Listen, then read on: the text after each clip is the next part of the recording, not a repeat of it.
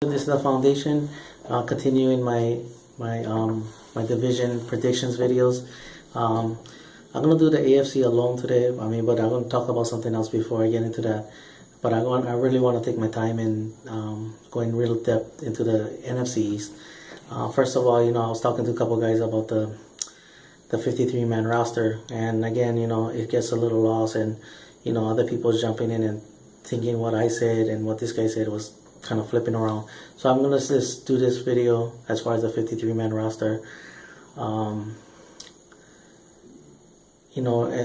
easiest way I can, so nobody nobody gets lost. The Mark Sanchez signing, I didn't like it, but I understand he has experience and all that kind of stuff. Don't get me wrong. It's a distraction side. Because he has been a headline guy for a lot. It's not his fault, He's been cracked jokes on. He used to play for the Eagles, and then he goes to a Super Bowl winning team, and he gets $4.5 million, and then all of a sudden they cut him for two guys that never really started a game. So it says, and then it's going to be a distraction for Dak. That's the thing. I don't want no distractions for Dak. That's why I was like, that's why I want to keep Showers, because there's no real veteran guy out there that other than McCown, but I didn't want to trade for McCown, so I never like none of these veteran guys, but then I started watching NFL, the other preseason games, and Christian Ponder was on there, and I was like, man, he's not bad. And on top of that, he has experience. He's played in playoff games. So for him to, and then on top of that, very low key guy. So he would have come in here, and then we would have got the questions anyway. But the thing is that at least it's not headline kind of things. Whatever it would be. So I was kind of thinking maybe you should bring him, but then obviously the news broke. So they didn't put. I hope Jamil Showers clears waivers and re-signs with us.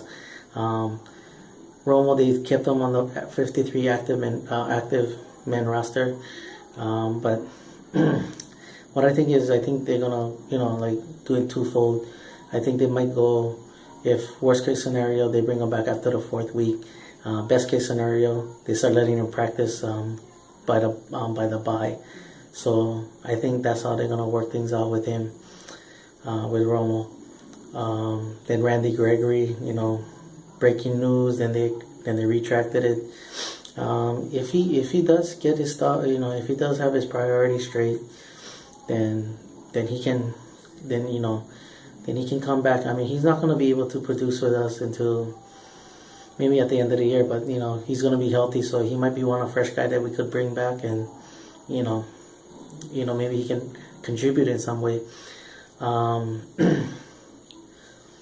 But having said that, going to the 53-man roster now, the two shocking ones was that we kept Escobar and Wilcox. My thinking is that what I think with Escobar, I think they're gonna do is they re-signed Trailer to the practice squad. So what I think they're gonna do is I think they're gonna see if anybody gets desperate or anything like that, and then call for a trade, and because he's also in his final year, so I think they might hold on to him for that. Same thing with, not same thing, but Wilcox. I think they like the potential in Kayvon Frazier, but you know how a lot of coaches are. They said, let's go with the experience, and if he beats them out, he beats them out. Kayvon, they're gonna give him more playing time and all that. Kayvon still, Kayvon has to prove he can play on special teams. He can cover, so special teams is gonna be his number one focus. I think that if he can start making an impact on the special teams, then I see them moving on from Wilcox. Olatoye, I'm keeping Swanson over Olatoye. Down, I was kind of shocked with Down, but if you think about it, I think with Olatoye, Olatoye, I think the final impression of him getting burnt by the same play basically 3 times. I think that was a big reason why. But also, Swanson, he was playing on the left side, so he didn't get that much balls thrown his way. So I think what it was is that Versace probably said, he can cover, which is good. He's a decent he's a good tackler, and then he can return kicks, play special teams. I think that was the thing. I think they said we can keep Beasley from being that. You can put him on emergency, but keep Beasley off the field. We don't. So he can just stay on offense, and they let them to take turns and returning kicks and punts. So I think that's why they picked Swanson over him. One guy I wanted back was Okoye. They list him as a defensive end, but and then we have a good depth at defensive tackle. Crawford, McLean, Thornton, Malik Collins. You got 4 right there. So, and I think they're gonna just keep, and then Jack Crawford can always move inside as well too. But I like the kid's power, man. Yeah, other than Jenkins, I think he was one of the most productive guys that we had. On the backup side. But I hope they find a way to bring him back. Pretty much that's it for the 53-man roster. I cannot think of anything else. Going to the AFC East now. I got the Dolphins finishing last. On paper they look good. This for some reason they just cannot translate that into wins. They have a solid running game. Their offensive line is starting to mesh a little bit. Tannehill has been improving, year by year. The defensive line is solid. Their linebacking core is good. I think of the 3, I think the cornerbacks is probably the most sketchiest, But Stills and Landry, solid guys, So, but then that's the part that baffles me is like they just don't get wins.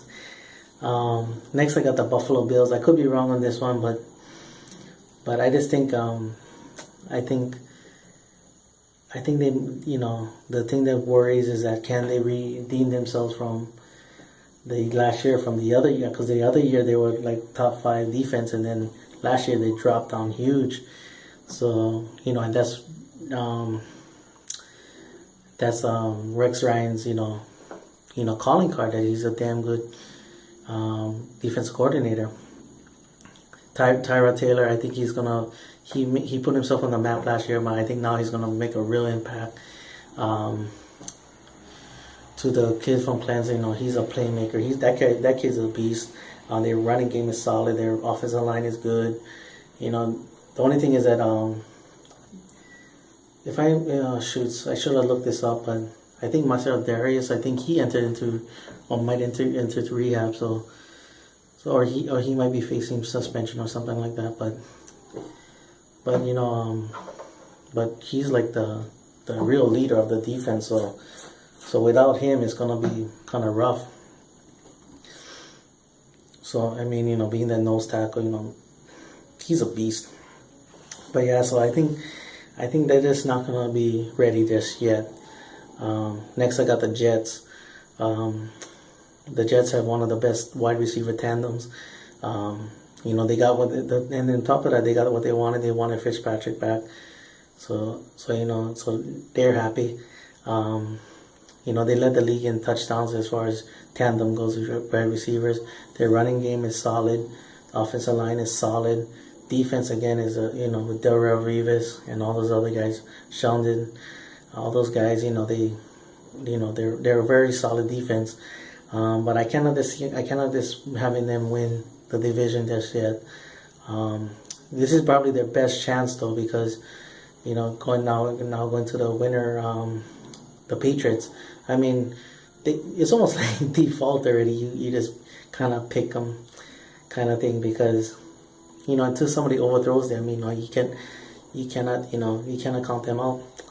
But again, they're facing, they're going with Jimmy Garoppolo, with some people saying, I saw a little bit of the game too. He hasn't looked like he's ready to take over the team or anything like that. But yeah, they're gonna, if they get them 2-2, then they should be happy. But as far as like Tom Brady goes, he's gonna come back, and he's owned this division for so long. The only thing that is bad about their team is the offensive line. Man, they don't have their offensive line is not that good, and I'll say way below average. Their defense, they might not have all the playmakers and stuff like that, but they do two of the best things. They get turnovers, and they don't allow people to score. I mean, that's the best thing that you can do. So again, that's my video for this. I'm gonna go into my Cowboys thing, do prediction videos. Do something else for the Cowboys video. So until then, Paniolo boys, go Cowboys.